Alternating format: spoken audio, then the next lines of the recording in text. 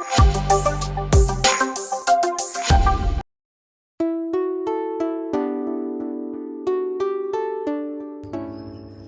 બાળ મિત્રો, બધા કેમ છો? મજામાં ને? ઊંચે ઊંચે લાલા ઝૂલા ખાઈ લીલો. અરે સમજી ગયા ને? હવે કયો તહેવાર આવી રહ્યો છે? ઉત્તરાયણનો. તો ભાઈ તહેવારની મજા તો માણજો, પણ સાથે સાથે કેટલીક કાળજી પણ રાખજો. જો ભાઈ, હમણાંથી જ પતંગો ચગવાની શરૂ થઈ ગઈ છે, દોરા નીચે પડવા માંડ્યા છે, એટલે આપણે વ્હીકલ પર જતા હોઈએ ત્યારે પપ્પાને કહેવાનું કે હેલ્મેટ પહેરી લે, અને તમારો હેલ્મેટ નાનો હોય તો એને પણ પહેરી લેવાનો, અને ગળા ઉપર કંઈક પટ્ટો બાંધી દેવાનો. કશું ના હોય તો સ્કાર્ફ અથવા તો રૂમાલ પણ બાંધી શકાય છે.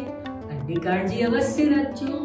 બીજી કાળજી એવી રાખજો કે ઉત્તરાયણના દિવસે સવારે અને સાંજે પક્ષીઓ જ્યારે આકાશમાં ખૂબ ઉડતા હોય ને ત્યારે પતંગ ન ચગાવવાની વાત બધાને કરજો.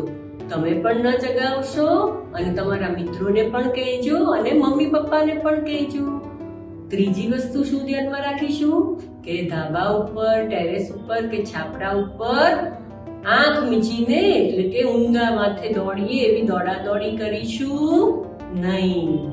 પગમાં બૂટ અથવા તો ચંપલ પહેરેલા રાખીશું, અને આજુબાજુ ધાબા ઉપર જે બધા દોરા પડ્યા હોય ને એ દોરાને એક જગ્યાએ એકઠા કરી અને મૂકી દેવાના.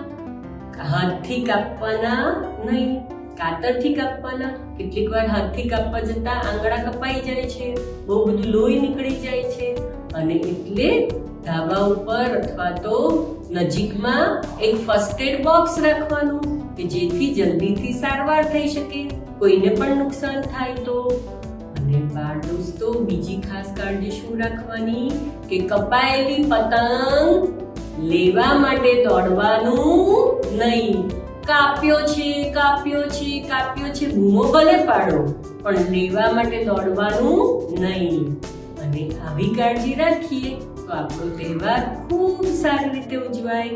તો બધા તલની ચીક્કી, સિંગની ચીક્કી, મમરાના લાડુ, આવું બધું પૌષ્ટિક ખાજો, શેરડી બોર ચૂસજો અને ખૂબ મજા કરજો. પણ તમારી કાળજી ચોક્કસ રાખજો. આવજો, ફરી મળીશું.